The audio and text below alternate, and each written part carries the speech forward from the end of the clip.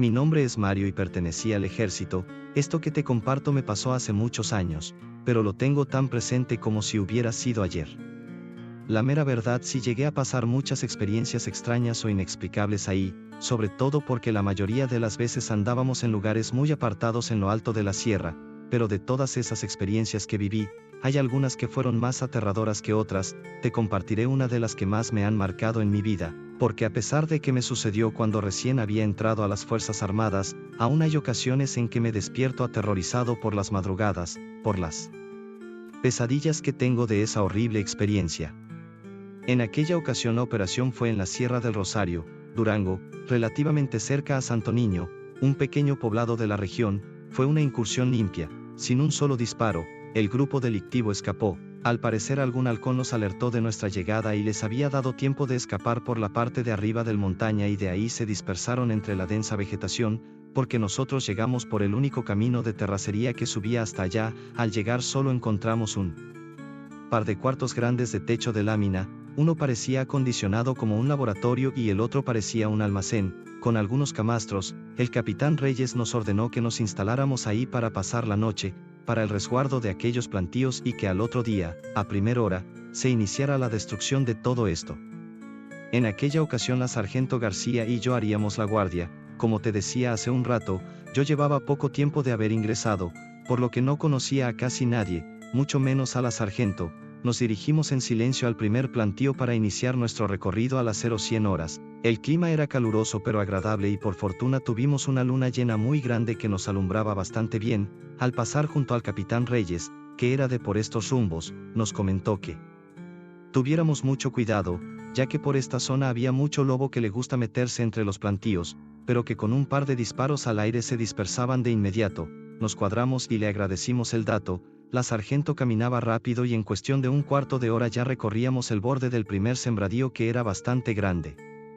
La luz de la luna sobre el campo de amapolas le daba una tonalidad rojiza. La verdad sí se veía algo tétrico, pero lejos de eso, parecía que iba a ser una noche tranquila y silenciosa.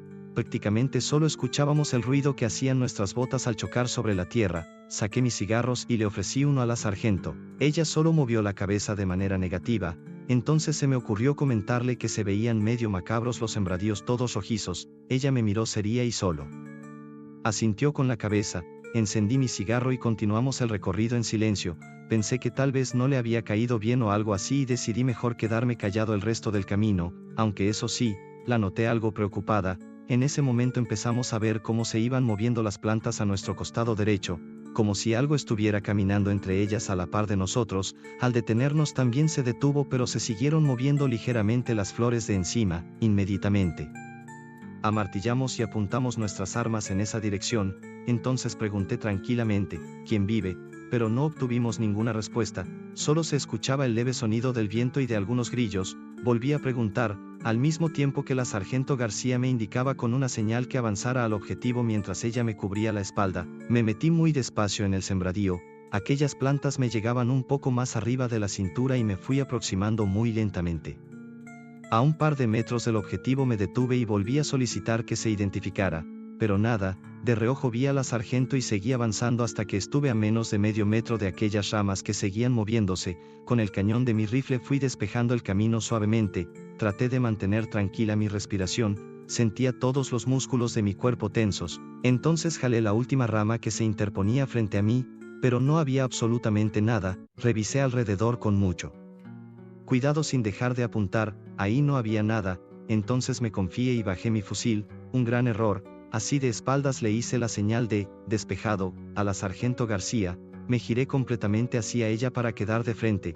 Me alcé de hombros. Ella también dejó de encañonar y bajó su arma. En ese momento los dos respiramos aliviados por ese breve momento de tensión. Cuando entonces sentí aquel jalón en mis tobillos hacia atrás, fue tan rápido que no me dio tiempo ni siquiera de meterlas manos y me fui de boca sobre las plantas, que detuvieron por un momento mi caída, hasta que azoté de panza sobre la tierra como un costal de papas. Al caer sentí como el golpazo me sacó el aire. No podía respirar. En mi desesperación traté de enderezarme, pero en ese instante sentí que aquello que me tenía sujeto de los tobillos me jalaba hacia dentro del sembradío. Aquellas garras parecían como cuchillos enterrados hasta mis huesos. Me jalaba tan rápido que no me dio tiempo a reaccionar. Con Una mano agarraba desesperadamente mi rifle y con la otra intentaba protegerme la cara de las ramas y piedras del campo, aún así sentía cómo se me rasgaba la piel de los brazos.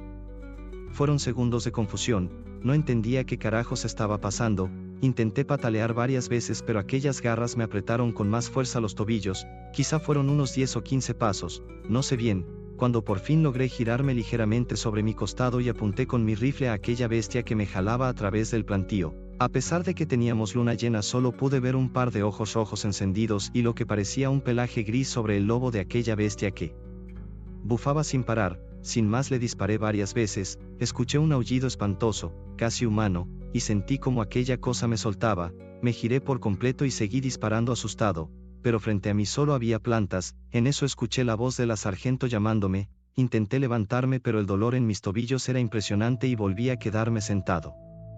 Fue entonces cuando vi con horror cómo el rostro de aquella bestia salió de entre las ramas a un costado de mí, abrió su enorme hocico, mostrándome sus colmillos en una mueca grotesca, levantó una de sus enormes garras, parecían cuchillos al resplandor de la luna, yo estaba paralizado, giré mi rifle por instinto y jalé el gatillo varias veces, pero mi arma ya no respondió, bajé mi mano muy despacio hacia la cintura, buscando la 9 milímetros, sus ojos enrojecidos me miraban fijamente, sabía que no tenía muchas oportunidades, al querer sacar el arma de mi cintura se atoró, fue entonces que escuché varios disparos, aquella bestia cayó al piso a mi lado por un segundo, era enorme, pero de inmediato se levantó y se metió entre aquel plantío hasta perderse, me empecé a marear y me recosté, al principio creí que era por la impresión, pero entonces sentí que tenía húmedas las botas, me enderecé con mucho esfuerzo para revisarme, me estaba desangrando, fue entonces cuando escuché otros disparos y la voz de la sargento que me llamaba,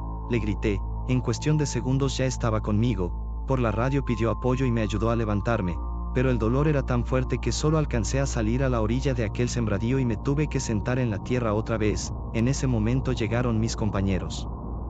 En el campamento el médico me inyectó y me curó las heridas, ahí estuvo en todo momento la sargento García, yo no paraba de agradecerle que me hubiera salvado la vida, en ese momento entró el capitán Reyes, habló con el médico aparte y después se acercó a nosotros, me preguntó qué había pasado, traté de ser lo más claro y preciso en mi descripción de aquella bestia, me escuchó muy atento, cuando terminé de contarle me dijo que me iría unas semanas a casa para recuperarme, se despidió de la sargento y de mí, pero antes de salir de la tienda médica nos pidió que no le contáramos a nadie de esto.